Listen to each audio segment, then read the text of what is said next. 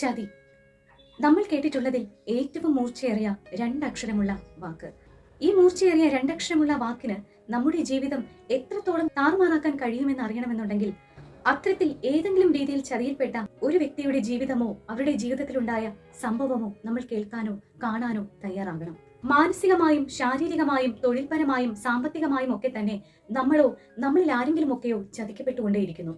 പലപ്പോഴും 65% ചതിയിൽപ്പെട്ടവരുടെ കാര്യങ്ങൾ അല്ലെങ്കിൽ സംഭവങ്ങൾ അല്ലെങ്കിൽ ജീവിതങ്ങൾ നമ്മൾ നോക്കുകയാണെങ്കിൽ ആ കാര്യങ്ങൾ നമ്മൾ കേൾക്കുകയാണെങ്കിൽ നമുക്ക് മനസ്സിലാവുന്ന ഒരു കാര്യമുണ്ട്. നമ്മുടെ ഒപ്പം നടന്ന് ചിരിച്ചും കളിച്ചും നമ്മുടെ കാര്യങ്ങൾ മനസ്സിലാക്കി നമ്മുടെ വീക്ക്നെസ്സും സ്ട്രെങ്ത്തും ഒക്കെ മനസ്സിലാക്കിയ അല്ലെങ്കിൽ നമ്മളെ നന്നായി അറിയുന്ന ഒരാളായിരിക്കും ചതിയിൽപ്പെടുത്തുന്നതും. ഈ ഒരു കാര്യമൊക്കെ പറയുമ്പോഴും ഒരു യാഥാർത്ഥ്യം നമ്മൾ വിസ്മരിച്ചുകൂടാ. നമ്മൾ അവസരം കൊടുക്കാതെ ലോകത്തിൽ ആർക്കും നമ്മളെ ചതിക്കാനാവില്ല എന്ന സത്യം.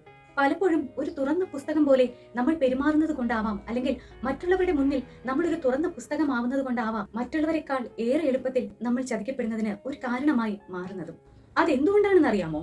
ഒരു കേൾവിക്കാരനോ അല്ലെങ്കിൽ ഒരു കേൾവിക്കാരിയോ അവർ പ്രതീക്ഷിച്ച ഉള്ളടക്കം നിങ്ങളിൽ നിന്ന് അവർക്ക് ലഭിച്ചില്ല എന്നുണ്ടെങ്കിൽ വായിച്ചു കഴിഞ്ഞ പുസ്തകം പോലെ അവർ നിങ്ങളെ മാറ്റി നിർത്തും. ഈ സമയത്ത് എന്റെ മനസ്സിലേക്ക് വരുന്ന ഒരു കോട്ടുണ്ട്. മഹാത്മാഗാന്ധി പറഞ്ഞ ആ ഒരു വാചകം. വിശ്വസിക്കുന്ന മനുഷ്യർ ആരാണോ അവർ ആദ്യം നിങ്ങളെ അവഗണിക്കും, പിന്നെ അവർ പരിഹസിക്കും, പിന്നെയോ അവർ പുച്ഛിക്കും, അത് കഴിഞ്ഞാലോ അവർ ആക്രമിക്കും. ഇതിനൊക്കെ ഒടുവിലായിരിക്കും നിങ്ങളുടെ വിജയം എന്ന് പറയുന്നത്.